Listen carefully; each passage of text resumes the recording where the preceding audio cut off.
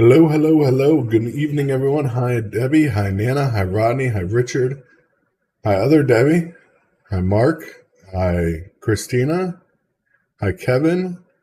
How you guys all doing tonight? Please hit that share button if you're in here with us live. We got a lot going on tonight, from Russian bombers on the U.S. border up in Alaska to the oil sell-off that Biden tries to sell off her strategic reserve to lower fuel prices right before election. Of course, as a temporary relief, trying to get votes. This is ridiculous at this point. Hi, Cazetta, and hi, everybody. Hopefully, you guys are having a great night tonight. But as Biden tries to tackle gas prices and the problems that he has caused, he's selling 15 million barrels from the strategic reserve to lower fuel prices now. Why? Got a lot of domestic movements inside the U.S. Yeah, I'm sure it's related to Russia. Not just Russia, but also China right now, because China's direct threat the issue does. But it's not looking good. I mean, literally. And the President of the United States, of course, tries to tackle oil or elections by selling off strategic reserve or threatening Saudi Arabia or OPEC itself with sanctions is ridiculous. My voice sounds off. I do not know why my voice sounds off. Maybe it's just because my microphone's trying to filter out more of the fan noise on my computer because it's actually cold outside. Which is quite weird. Well, it's puppets pulling a string, but Biden is the one in office. Still one and only. Hi, Greg. Hi, Elizabeth. Hi, everyone that's coming in. Hi, Christine. Hi, Susie. Hi, Shelby. It's just ridiculous that watching this. Why would the president sell off our strategic reserve more and more? He plans on selling off another 90 million barrels altogether to dampen the high gas prices ahead of midterms just to get votes. We already see this cold front coming through. This is the beginning of cold. Got to remember, it is early in the year for this temperature drop that we're seeing now, and it's going to be even worse. The national energy supplies are already talking about having problems. Of course, the sell-off of the oil is just the first thing. By beginning to refill the stockpile next year, gas prices, the high gas prices, will be way higher. It's not even him, but it is him.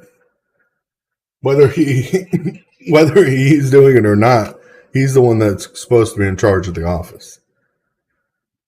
Just like him saying that Russia and causing this heat with Russia, or more problems with Russia, by saying Putin should be pushed out of office, he shouldn't be in office anymore. Basically saying the United States' stance, no matter what he wants to say.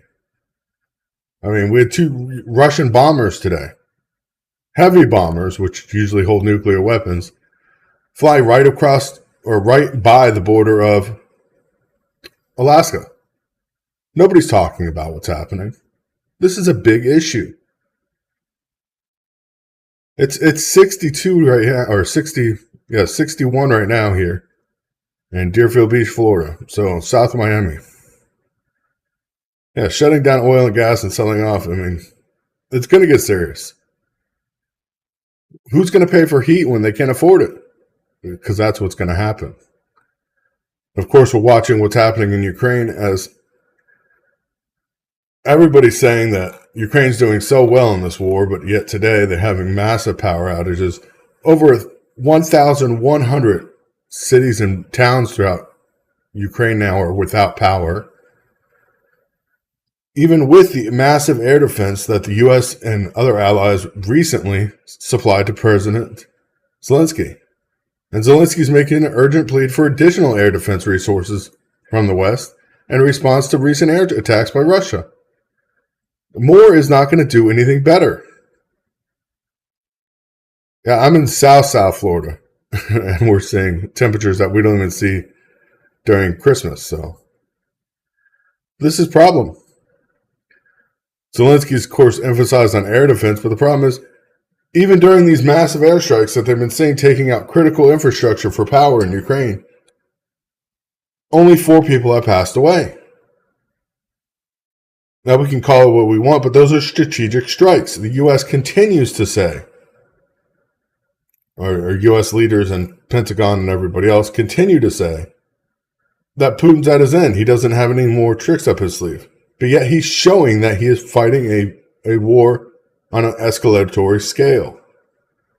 He's only doing what he needs to do. He's going to freeze him out this winter, and that's what's happening. We're watching, of course, the UK and Europe all flailing. Literally flailing right now. And China pushing Taiwan. I mean, TSMC is talking about moving and expanding to Japan to reduce geopolitical risk. Because I know eventually it's going to hit Taiwan, and China is going to be taking over. It's not a question of when, it's if. Or it's not a question of if, it's when. Of course, more analysts are coming forward and saying it's going to be a nightmare this Christmas for Britain for supermarkets. As goods, of course, go skyrocketing there.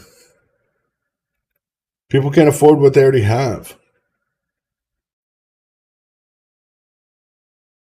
This is sad to see what's happening. It's literally, yeah, James, you are right.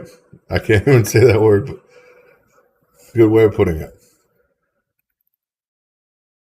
It's sad. It is truly, truly sad. COVID, of course, new variants of COVID coming out. And I don't know if you guys see my post on this, but a university decided here in the United States it's a good idea to hybridize COVID and see what they can make it do. And they decided, why not see if we can make COVID even better and stronger? Not doing anything great for anybody or helping anybody out at that point. This is a drastic problem. They made COVID a 90% kill rate. Literally. The University of Boston created a strain of COVID with a 80% kill rate. Now, what's wrong with people? We don't do gain of function research, right? The United States does not do that. They do not fund that. Time and time again, they said this. Time and time again, they say we do not do gain of function research. But yet Boston University did gain of function research with a government grant on COVID-19, making this strain 80% kill rate. Why are we playing with a virus that we didn't like in the first place? This is ridiculous. Of course, if this gets loose, I mean, it would be worse than a pandemic. And health experts are right to be voicing their concern, and everybody should be. As we're watching, of course, Biden try to push for World War II or World War III here, we're watching the world follow suit. They're not stopping. They're not slow. They're not even trying to stop at this point. It is sad.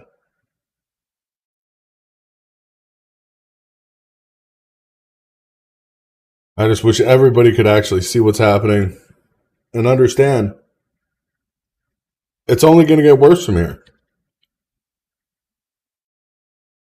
It's only going to get worse.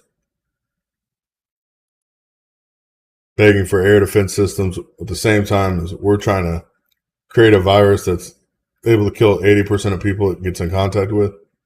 We don't even know what the long COVID possibilities are yet. And now they're starting to admit it.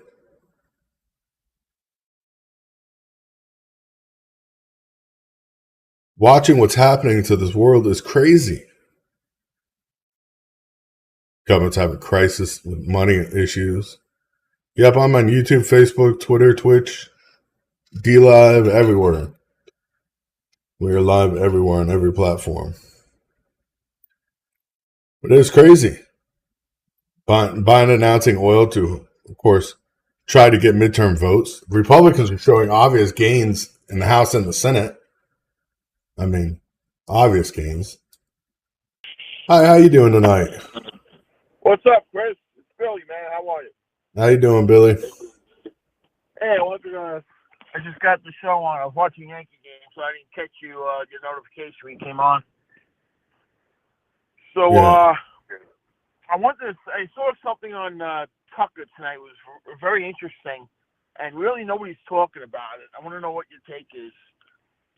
There's this ABC investigative journalist who was doing a piece on, I guess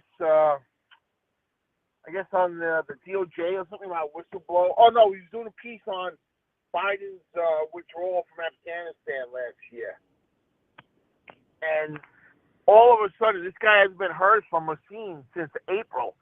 And apparently, the FBI raided his house and confiscated all his papers and everything. Have you heard this story? Yeah, speaking out against the government is now a crime if you're a journalist.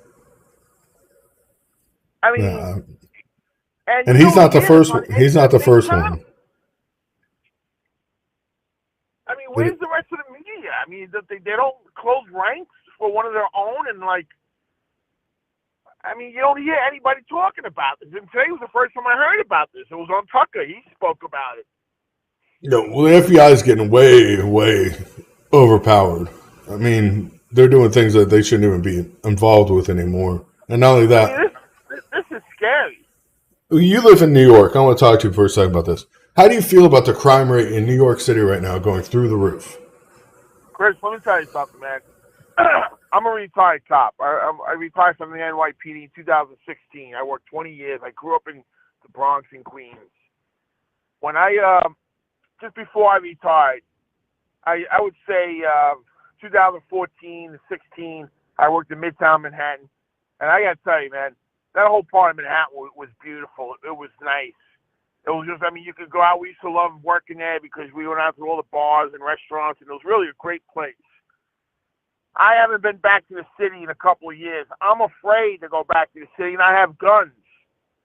I'm afraid to go back into that part of Manhattan because it's so bad with all the drug addicts, from what my friends who still work there tell me. Well, the reason I'm bringing this up is because the DA is so focused in New York City on prosecuting Trump and his family that they're letting criminals back out on the street with zero bail. Yeah, well, at this point, the New York State no cash bail.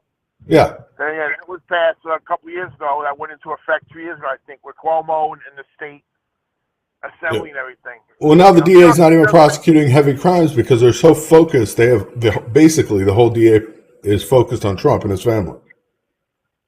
They have a political vendetta now that they're not even focusing on real crime. No, and the crime, the subway crime, is out of control. The subway crime is up like 40% in the last couple of years. Yeah, people I have a lot of family that's up in New York, and they're afraid to ride the subway. Yeah, literally the subways afraid. are very dangerous. I would not recommend anybody using any of the subways, especially if you're a woman. But, you know, like, I go online and I tell people, hey, listen, New York City won't give you a gun permit because it's one of the most restrictive places to get a gun, a legal gun, that is. But you know what? If you got to take the subway, you live in New York, and you got to walk to work or go to work, and you got to walk around and do your thing because that's where you live, hey, go to Dick's Sporting Goods and buy yourself a small Little League baseball bat and make that part of your thing every day. There's no law that says you cannot walk around with a baseball bat in your hand. And I'm telling you, it might sound crazy, but these people have no other choice, Chris. Well, here's the problem. You know? Legal guns are hard to get in New York, but you can find illegal guns everywhere. I mean, I could go to New York right now, walk on the street, and find somebody to buy a gun from on the street. Yeah, but Chris, the thing is, you know, even if it's a legal self-defense shot, they're still going to prosecute you for illegal possession. Well, that's what I'm saying, though. The problem is you have so many illegal guns on the street there that I don't see how they don't legalize firearms for people to legally own to protect themselves from the illegal ones. Well, they're not prosecuting that's the Democratic narrative. You know, they think by gun control is taking the guns, really making it harder for the good legal gun owner to have. It has nothing to do with the criminal. You know, I mean, look at the SAFE Act went into effect in 2013 after the Sandy Hook, and that doesn't stop anything. You know, but getting back to what I'm saying, if you're in New York and you got to take the subway to go to work and you got to walk the streets to go to school or whatever, back and forth to your job, get yourself a baseball bat. I'm not talking about a big Louisville Slugger.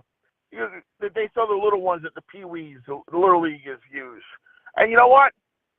You got to carry your wallet and your keys every day. Carry your bat with you. And I'll tell you what. Some guy sees you holding a bat and you're sitting on the subway platform, he may think twice about coming up to you and taking a swing or trying to throw you on the tracks. I mean, people got to start defending themselves. Stop falling victims. Stop falling prey to these animals. That's what they are. They're animals that are being enabled by these crazy Democrats. Yeah. I mean, and I had a point at New York City because I know you're from that area. But this is happening all around the country on Democratic cities. Yeah, it's not just New York; it's all over. I mean, Washington State has the no chase rule. They can't even chase somebody in a car. Well, what? I think it's Illinois, right? That new law is supposed to go into effect after New Year's, where nobody goes. There's like no bail for anybody, even murderers and stuff. Yep. I mean, it's crazy. Well, there's no bail in Washington State, and then at the same time as no bail, if you run from the cops, they cannot chase you. Yeah. Well, you know what? I mean, as a cop today, you're better off because you know what? It's like you're damned if you do, damned if you don't. You know, it really is. I hate to say, man, it's a dying profession, and I wouldn't recommend being a cop to anybody anywhere because, you know. I wouldn't either because it's the problem is now we do have a lot of bad cops because good cops have quit. They've gotten out of the profession. They don't want to be in the middle of this idiotic play of politics. That's what we're getting right now in the police and every industry. Hey, I missed because I came on. I saw that you were talking about. I missed what you were talking about with the Russian bombers in the airspace. Is this happen again, or this was the same story that happened a couple nights ago in Alaska? Alaskan airspace. That was yesterday. This was yesterday. I wasn't on last night, so. Oh, okay. Yeah. Well, all right, Chris. Well, listen, man. Have a good night. I'll talk to you soon, dude. All right. Good night, man. God bless. You too. Bye-bye. Yeah, we definitely appreciate you guys calling in. Thank you, Billy, for calling in. We definitely appreciate that. But this is crazy what's happening. And it's happening everywhere. Yeah. William, 77-year-old dragged to death down a sidewalk on camera and no arrest. It is ridiculous what is happening. It is ridiculous. And it's happening everywhere. No new tattoos. Our military and police are walking. No, the good military and the good police are the ones walking away. We still have police out there that are absolutely terrible at their jobs and they shouldn't be officers in the first place. And I could be honest with that. The good ones, the ones that actually did their jobs, followed the law, stood up for the Constitution, they're gone. They're gone. They know what's happening. They've seen the writing on the wall during the protests and being pushed around and not being able to do anything to protect themselves. Even though these protests turned violent, which is no longer a protest, like we said. It's either a riot or a protest. You don't have both. Yeah, vigilantism is going to come back. And people are becoming more desperate, and I know they do terrible things, but this isn't desperate. This criminal activity we're seeing isn't out of desperation. This criminal activity we're seeing is out of placation. We're placating to the criminals. Eliminating cash bail because it's not fair for people that don't have enough income, but yet they're committing the same crimes. If you commit like capital murder, you have a no bail policy. That's ridiculous. Hi, welcome Real News Live. You're live on air. Hey, Chris, this is my first time calling you after I've been chatting and all that for, I don't know, 6 months with you. How you doing Wondering, tonight? I'm doing okay, watching all the preppers and all the negative and all the positive, and we got a martial law in the 4 countries that were annexed to Russia, as you know. Well, they're And actually that trying is to. go ahead. I'll let you finish. I'm sorry. No, that's all right. Interject, because I'm I was going to say Russia actually following did your that in lead. order to keep their citizens, the citizens of those new countries, indoors, because Yeah, Ukraine has been sending in infiltrators. yeah, they don't want any dissensing amongst their people at this time, because there are the infiltrators that are still there, Yeah. and they could sabotage this whole system that Putin is trying to enact to conquer the rest of Ukraine without having NATO and the rest of the clowns interject with their stupidity on how to run a tactical and a strategic warfare process that they had way back in World War I and II era. They failed in Korea, they failed in Vietnam, they failed in Iraq, they failed in Afghanistan, they failed everywhere that these FBI, CIA people are taking over countries. They're after Haiti at this time, as you stated before, and they're going to go after more and more, and it's not going to stop until they get to North America. That's why they're running around Alaska. They're taking the crabs. Everybody says the crabs ran away. Well, they didn't run away, because there's fishing boats from China that are scraping them up. They are using like backhoe scoopers, front end loader type machinery to scoop them up and destroy the ocean floor, so nothing's going to come back. And that is the attack on our food supply, which is our seafood, which is the next target of these globalists, climate control idiots, is to destroy the seafood in our oceans around us. And I come from a fishing village in the 1600s in Gaspé, Canada, on my mother's side, and I've been there when I was 13, and they fish for codfish on the Atlantic Ocean, and I've been on one of my uncle's boats at Yeah, that but I time. will say this: there's been some weird stuff happening in the oceans. Even when you're talking about up in Canada, I don't know if you heard about all the cod that beached themselves. Something like almost 200,000 pounds of cod beached themselves because they were trying to run from something in the water. Yeah, just like the whales and the walruses also did that too. I think they did it down in your area, Yep. and there's something in that water. Could be the frequencies that they're using with the subs and the drones that are underwater or from outer space. Who knows? But they've been doing that for a long time, beaching themselves. But now it's become commonplace. And codfish, back in Pilgrim days, when they found out the Indians were using that was the mainstay for the East Coast. That was their main food, besides the deer and the moose and bear and all that. Codfish was the main food. What is our main food today, Chris? Beef, corn, Yeah. wheat. Who Those are taught the us things. how to raise? Who taught the American pilgrims how to survive? Remember Thanksgiving? Yeah. The first Thanksgiving, it was the American Indian, and I'm related to the Micmac, which is Algonquin, which is the Gaspé Peninsula, entrance to the St. Lawrence, which was found by Jacques Cartier in 1533. My family came afterwards on my mother's side. They own the whole town up there in Grand Riviere when I went there at 13, and they still do.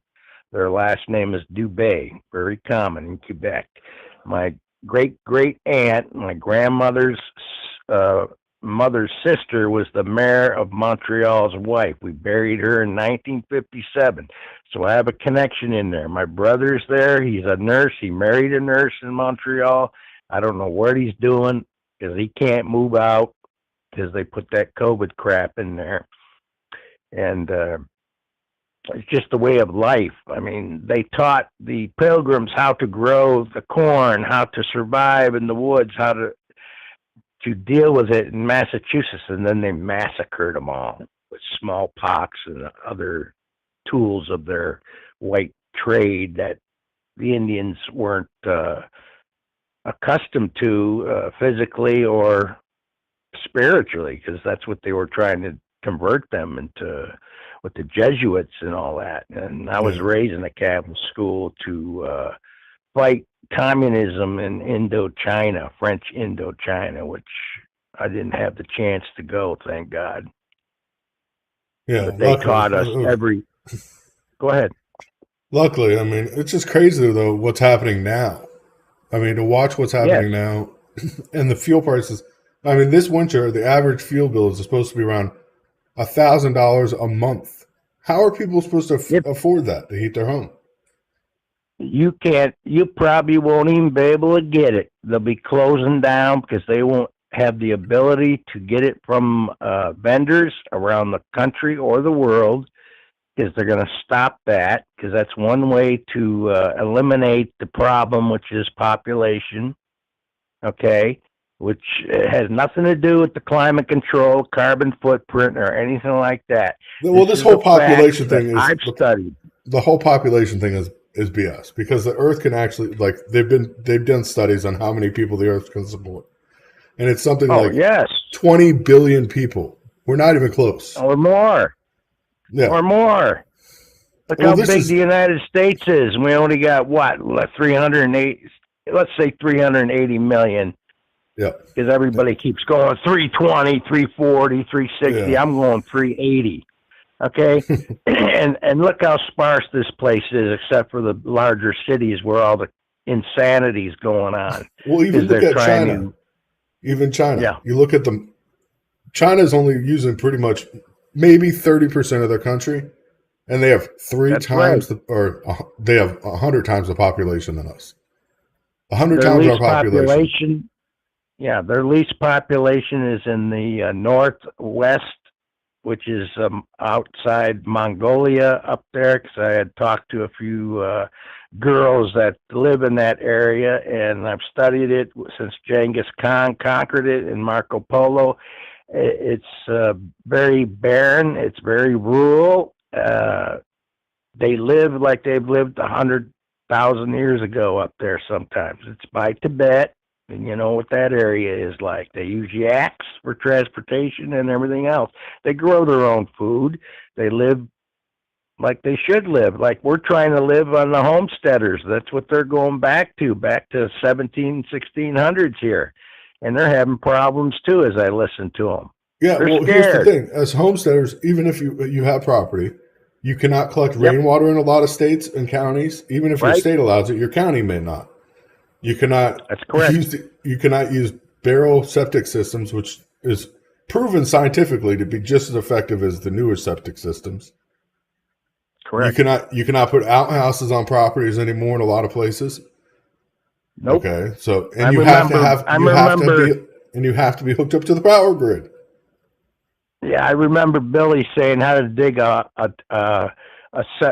septic system, an outhouse type thing, and I'm laughing at him. I used to have some property in California, in the gold country up by Quincy and that area up there, and I just dug a hole. Yeah. You dig a hole the size you need, covered it back up. Yeah, that's what you do, and that's what we're going to do. Because most of these homesteaders that are astute in what they're doing, they do it in 5-gallon plastic jugs, and then they use that for fertilizer. And that's the off-grid homestead guy, the guy that's looks like an Amish and it's safe guy. for actual eating fertilizer or using to grow crop fertilizer, as long as you're storing it for long enough time. Yeah, as long as the microbes can go through and eat it all. Yeah.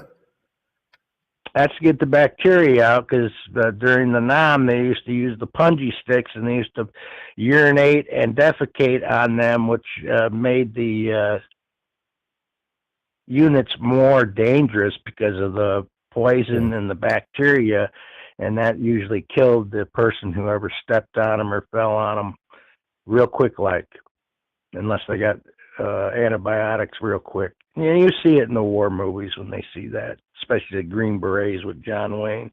That's a good depiction of that weapon that they used a lot. We definitely Very appreciate you dangerous. calling in. I mean, You but bet. people are going to be facing a huge expense this year. If you paid $931 last year for natural gas, you're looking at paying around $2,354 a month, or for that same amount of natural gas. So gas prices are through the roof. Natural gas already. The pipeline now is shown. Sweden did a study. They know who did the pipeline, blew up Russia's pipeline to Europe, and they're not saying who. Why would somebody that just joined NATO not say who unless it was the biggest country? If it was Russia, they would have said it right away. Well, of course. It had to have been us. It had to It have had been to be us. NATO. Well, it had to be us. NATO is us. I mean us directly, more direct than NATO itself. Because Germany doesn't know. They won't release the information in any of the countries around them.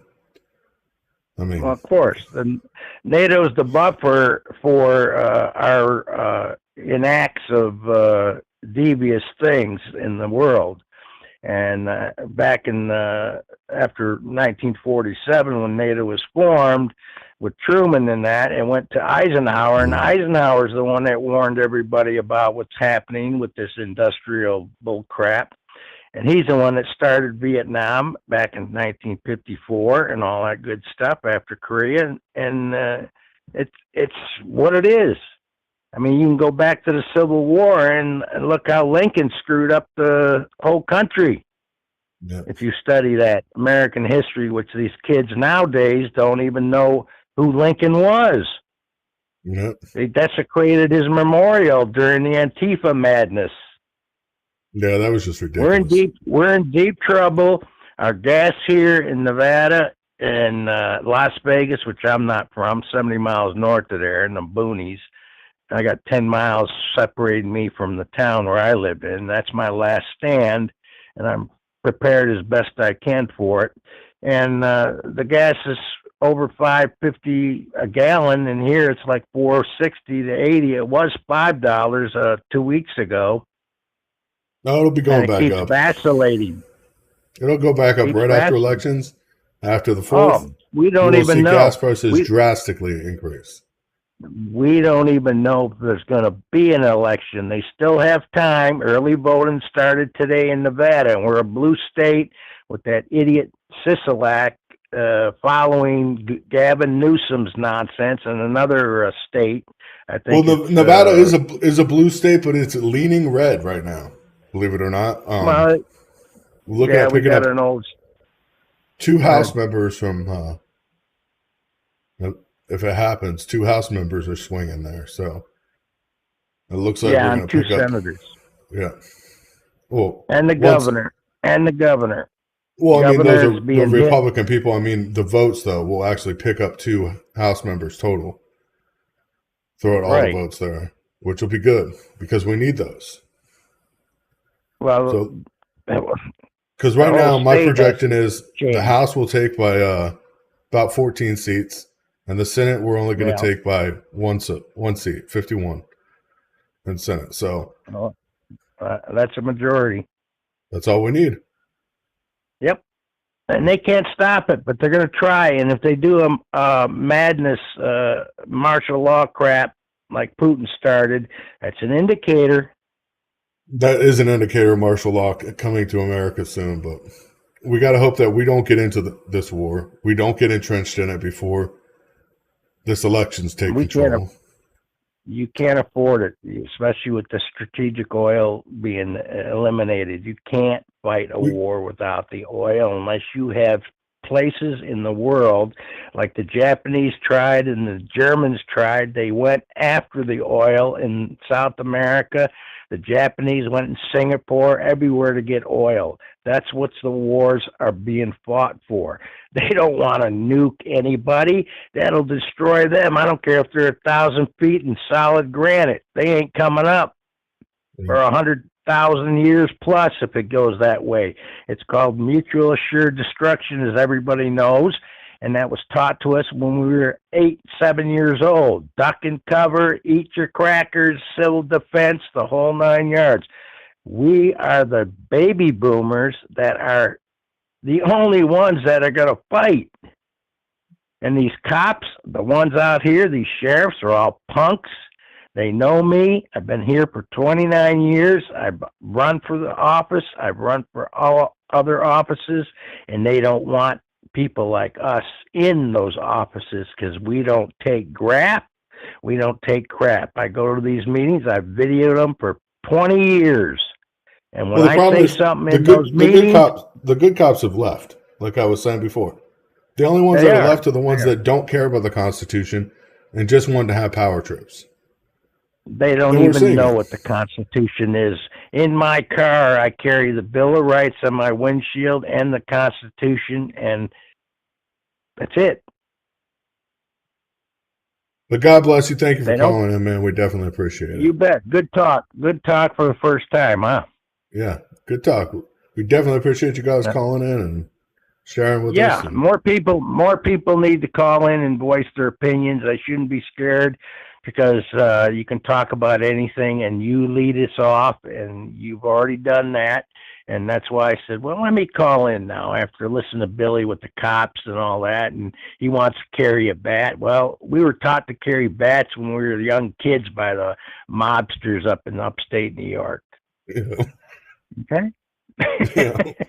And I carry one in the trunk of my car, and God knows what else is in the trunk of that car, because we're in the desert and we have to be prepared for stranding out in the middle of nowhere, and also for bad guys that roam around looking for suckers.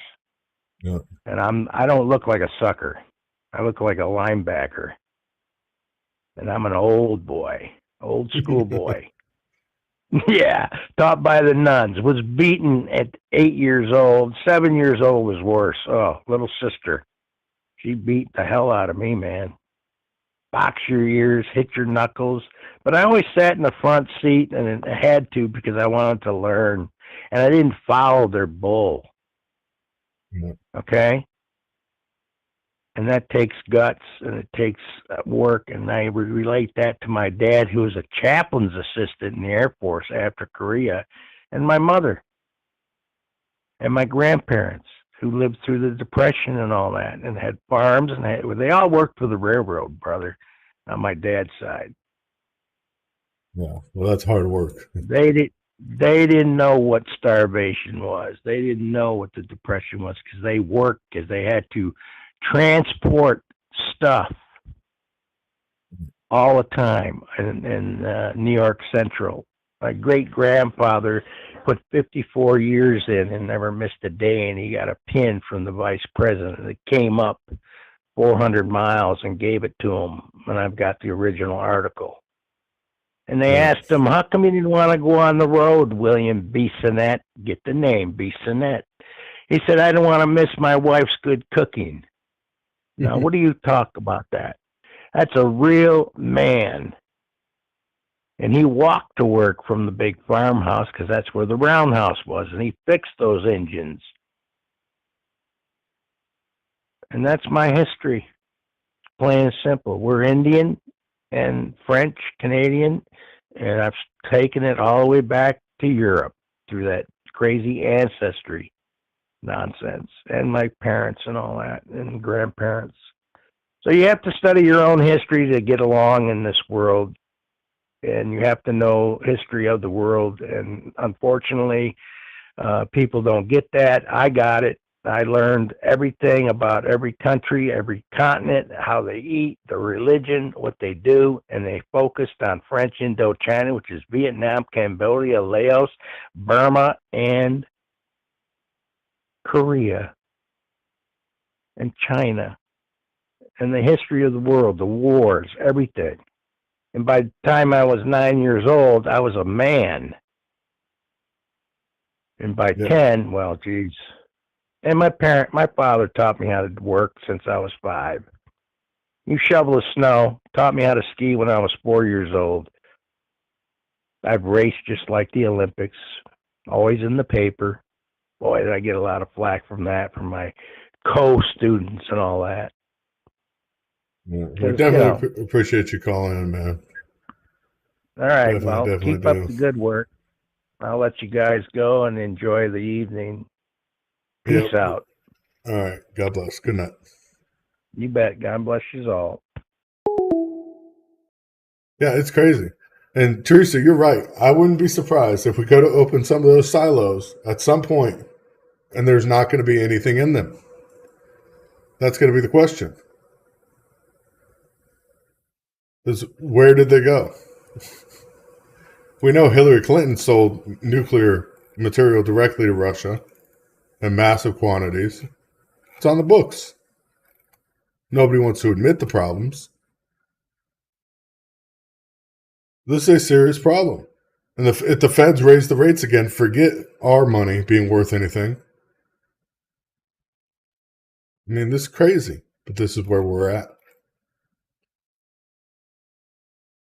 Seeing extremely hot temperatures in California to extremely cold temperatures here. It's crazy. It is crazy watching what's happening. States want to, or cities want to succeed from their states and join other states, which we're seeing happen all across the country. It's sad. CDC, of course, is at it again, trying to approve new vaccines and force them on people. That's just another thing the CDC is going to do.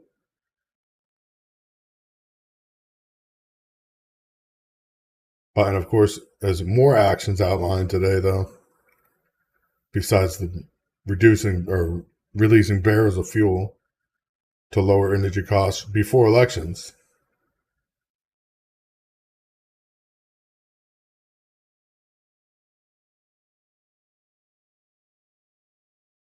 Yep.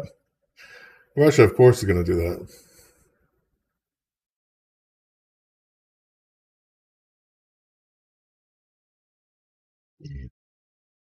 Definitely appreciate you guys. Definitely appreciate everything. And no amount of self-defense will ever save you from a stray bullet.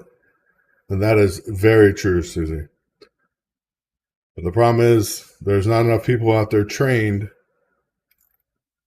with proper weaponry and to save people from those stray bullets from ever coming at them. But I sure hope we get this election.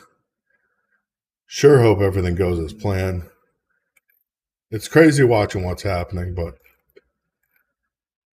keep our eyes on the ball. Keep our eyes on the ball.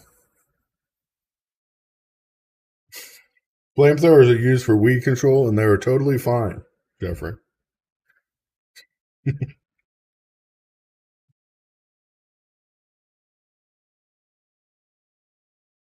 Yes, there are, Teresa. But God bless you all. Thank you guys for being with us tonight. And of course, if you can afford to support the channel, please do. We desperately need it. We will be back, of course, Friday night around 9:30 Eastern Standard Time. Don't be a sheep. Be a wolf. Be out there. Be ready to pounce and be prepared. I think no matter what happens in this election, we're looking at a hell of a time afterwards. I think the protests were bad back in 2019, 2020. We're going to see a lot more and a lot worse coming up soon. God bless you all. Have a wonderful evening, and I'll see you tomorrow. Good night.